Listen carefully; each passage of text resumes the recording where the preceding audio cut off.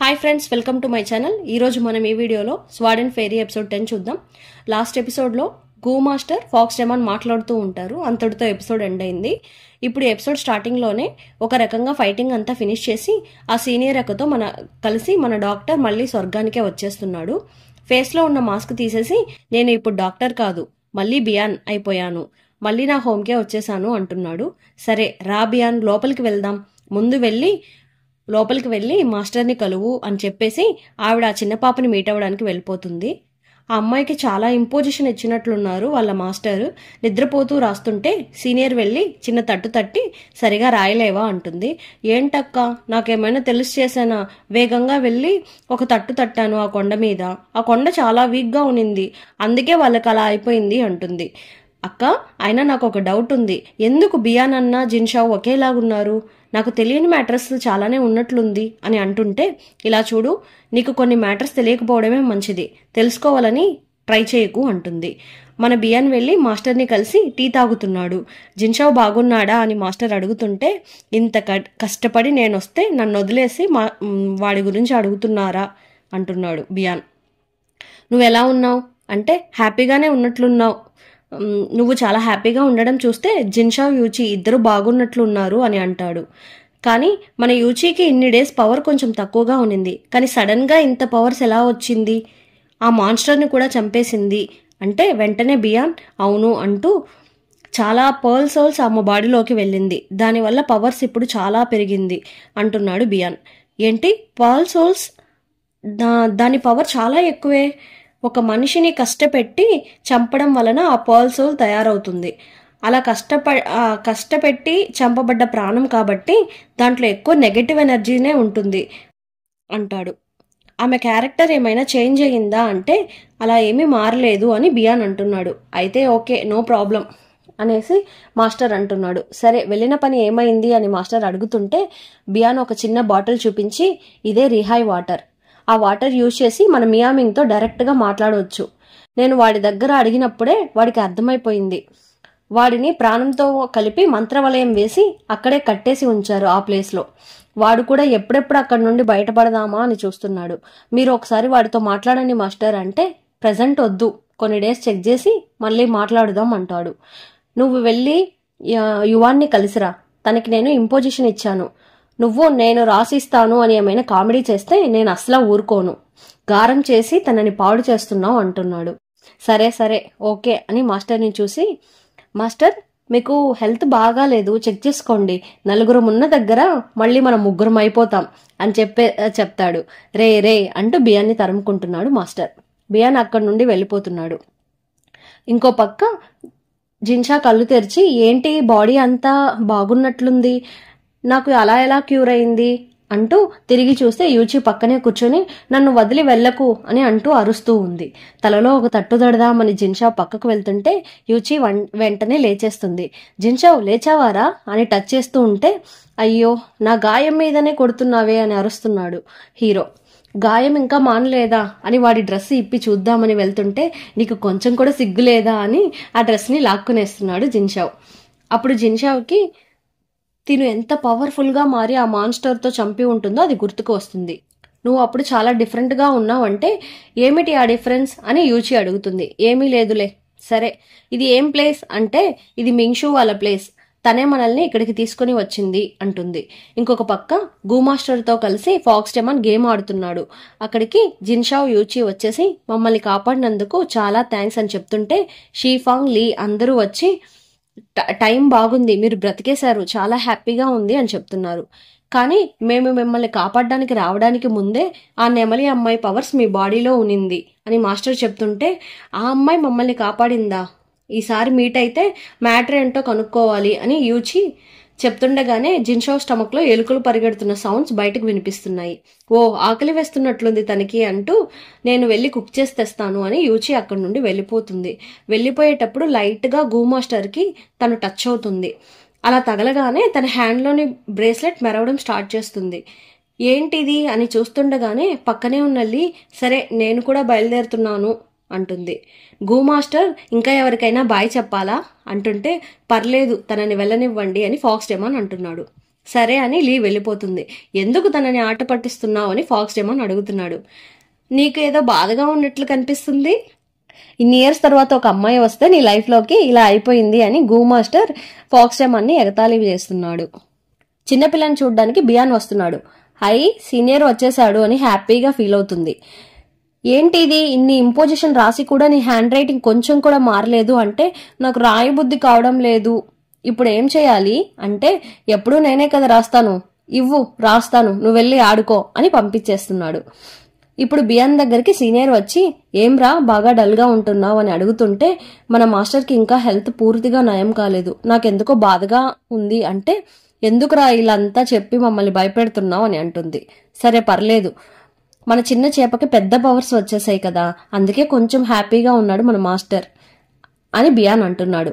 ఆ pearl souls అంతా తన లోపలికి వెళ్ళింది కదా, అది ఆమెకి నొప్పిని కలిగిస్తుంది, అందుకే ఫస్ట్ టైం యూచి ఏడ్చింది, ఇదంతా చూస్తుంటే నాకు బాధగా అనిపిస్తుంది అని మనసులో అనుకుంటూ అక్కడి నుండి వెళ్ళిపోతున్నాడు.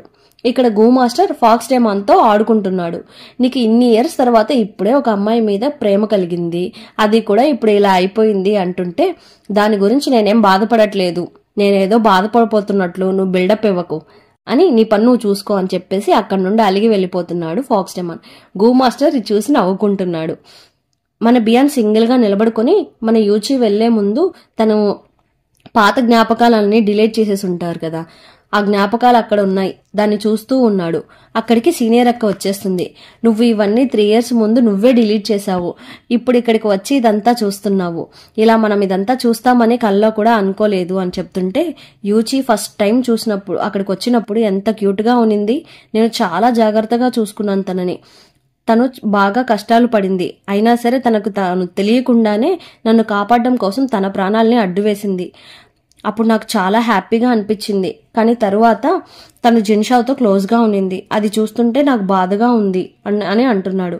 అప్పుడు సీనియర్, ఏం చెప్తున్నావురా, నువ్వు అసలు ఇలా అంతా థింక్ చేయకూడదు, తప్పు చేయకురా అని చెప్తుంటే, లేదు జోక్గానే చెప్పాను అని బియాన్ కవర్ చేస్తున్నాడు. ఇలాంటి మ్యాటర్స్ ని జోక్గా కూడా చెప్పకు అని టెన్షన్తో వెళ్ళిపోతుంది. ఇక్కడ యూచి వంట చేస్తున్నాను అని కిచెన్లోకి వెళ్ళి చాలాసేపు అయింది, కానీ ఇంకా బయటకు రాలేదు. జిన్షావ్ లోపలికి వెళ్ళి ఏమైందా అని చూడ్డానికి వెళ్తే లోపల అంతా ఒకటే పొగ. అంతకంటే దారుణంగా మన యూచి బయటకు వస్తుంది, నూడిల్స్ చేసేసాను అని. ఆ నూడిల్స్ ని చూస్తే వైట్ గా ఉండాల్సిన నూడిల్స్ కాస్త మాడిపోయి ఉంటుంది, ఆ ఆమ్లెట్ ఇంకా మాడిపోయి ఉంటుంది, అయినా పర్లేదు అని హీరో దాన్ని తీసుకొని తింటూ, అసలు బాగలేదు అయినా చాలా బాగుంది అని అంటున్నాడు. అయితే నాకొక ముద్ద అని తను చేసింది తనే తినేసి, అయ్యో ఇంత చండాలంగా ఉంది అని తనే తినలేక ఊసేస్తుంది. నువ్వెలా తింటున్నావు అంటే, నాకు నచ్చింది బాగుంది అంటాడు. బాధపడకు బాగుంది అని చెప్తాడు. ఇంకా నుండి మనం వేరే వాళ్ళ మాటలు చెప్తే వినకూడదు, మనం పెద్దవాళ్ళం అయిపోయాము, ఇంకా మన పనులు మనమే చేసుకోవాలి, అర్థమవుతుందా అని చెప్పేసి, ఉండు నీకు వేరే ఏమైనా ఫుడ్ తెస్తాను అంటుంటే, జిన్షాకి ఇదంతా విని కొంచెం బాధగా ఉంటుంది. అవును, నువ్వు పెద్దదానివి అయిపోయావు, నువ్వు వంట చేయడం కూడా నేర్చుకుంటున్నావు, ఇంకా నీకు నా అవసరం ఉండదేమో అని ఫీల్ అవుతూ ఉన్నాడు. గూ మాస్టర్ని చూడ్డానికి జిన్షా వస్తున్నాడు. చేతిలో ఆ జాతకం చెప్పే కాయిన్స్ ని చూసి, మీకు జాతకం కూడా చూడడం వచ్చా అంటే, సరే జాతకం ఇవ్వు నేను ట్రై చేస్తాను అంటాడు. నా దగ్గర జాతకం లేదు అంటాడు. నీ బర్త్ డేట్ చెప్పు అంటున్నాడు. మా ఇద్దరికి బర్త్ డేట్స్ తెలీదు, 3 years ముందు మేము కళ్ళు తెరిచి చూసాము, అది మాత్రమే గుర్తుంది అంటే, సరే ఆ డేట్ చెప్పు అంటున్నాడు. July 14th అని చెప్తున్నాడు. ఆ రోజు నాకు ఒక ఇంపార్టెంట్ మ్యాటర్ జరిగింది, ఆ ఇంపార్టెంట్ మ్యాటర్కి మీకు ఏమైనా సంబంధం ఉందేమో నాకు అనిపిస్తుంది, దాని గురించి తెలుసుకోవడానికి ఒక ప్లేస్కి వెళ్ళాలి, వస్తావా అని అడుగుతుంటే, కన్ఫామ్గా వెళ్దామని అంటాడు హీరో. ఆ ప్లేస్కి వెళ్ళడానికి గూ మాస్టర్ రెడీ అవుతుంటే, ఆ టైంలో మింగ్షూ వచ్చేసి, ఎందుకు అక్కడికి వెళ్తున్నారు, నాకు అక్కడికి వెళ్ళడానికి భయంగా ఉంది, భవిష్యత్ గురించి ముందే తెలుసుకొని దాన్ని మార్చలేము అని తెలిస్తే ఏం చేయాలి అంటుంటే, తెలుసుకొని తీరాలి, దాని గురించి ఎక్కువ బాధపడకూడదు అని గూ మాస్టర్ చెప్తున్నాడు. ఒక రకమైన బాధతో అక్కడి నుండి మింగ్షూ వెళ్ళిపోతుంది. అందరూ కలిసి ఆ ప్లేస్కి వచ్చేస్తున్నారు. ఏంటి ఈ ప్లేస్ కొంచెం భయం కలిగించేలాగా ఉంది అని షీఫాంగ్ భయపడుతూ అడుగుతుంటే, అప్పుడు గు మాస్టర్ చెప్తున్నాడు, ఈ పవిత్రమైన 9 రింగ్స్ ఉన్నాయి కదా, దాంట్లో ఇదొక పవిత్రమైన రింగ్ అని చెప్తుంటే జిన్షా చూస్తున్నాడు. దీన్ని నేను ఆల్రెడీ ఇమేజ్ లో చూశాను, ఆ మియామింగ్ ప్లేస్ లో చూసి ఉంటాడు కదా, దాని గురించి ఇప్పుడు చెప్తున్నాడు. ఇదంతా కొత్తగా ఉంది అని షీఫంగ్ చెప్తున్నాడు. దీంట్లో నాకు ఒక బాధ్యత ఉంది, ఆ బాధ్యత వంశపారంపర్యంగా రాదు.